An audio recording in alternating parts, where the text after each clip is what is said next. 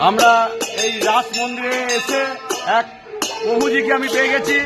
প্রভুজি কিছু বলার জন্য অনুরোধ করছি।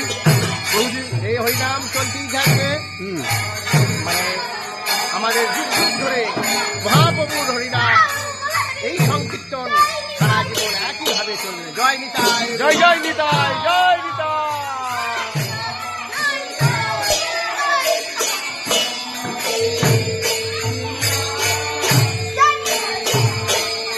ভোগ আরতির গান শুরু হয়ে গেছে, আমরা ওখানে যাই, চলো।